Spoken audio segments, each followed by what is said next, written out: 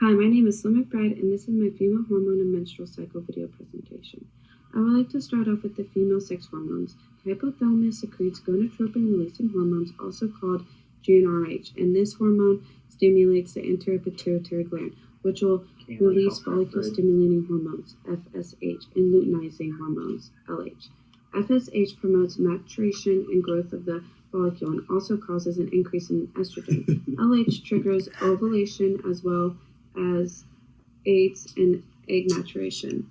Estrogen promotes the thickening of the endometrium in preparation of implantation produced by the follicle, also helps in development of secondary sex characteristic, and also makes the anterior pituitary gland more sensitive to GnRH. Progesterone maintains the thickness of the endometrium produced by the corpus luteum. It also regulates the secretion of gonadotropin from the anterior pituitary gland and prepares the uterus for potential pregnancy after ovulation. Ovarian cycle. This begins the first phase of the menstrual cycle. You can see that estrogen begins to rise in the diagram. Thickening of endometrium begins.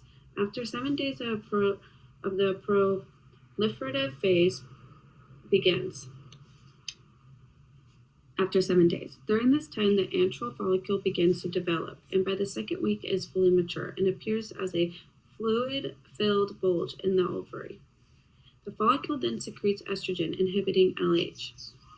By day 14, anterior pituitary gland release LH in response to GnRH pulses.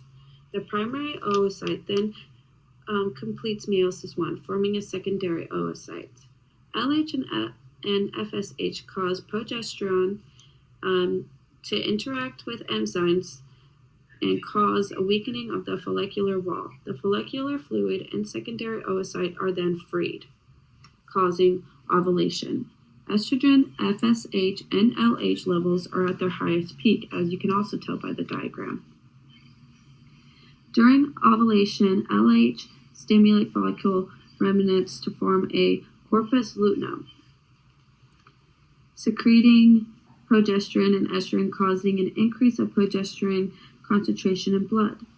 This thickens the endometrium and stimulates the uterine gland to increase secretion of lipids and glycogen. This is the beginning of the secretory phase. This causes nutrients and fluid to fill the endometrium lining, not allowing a fertilized egg to survive. This is in order to optimize chances of an egg implanted in the uterine wall. High estrogen and progesterone levels from corpus luteum inhibit LH and FSH from releasing. By day 24, the corpus luteum begins to regress and is eventually replaced by the corpus albicans. Estrogen and progesterone levels begin to decline as the corpus luteum becomes inactive, causing vasoconstriction of blood vessels in the endometrium. Reduced oxygen and nutrient supply to the stratum functionalis and stratum basalis causes the tissue lining to shed off the uterine wall. By day 28, menstrual flow begins.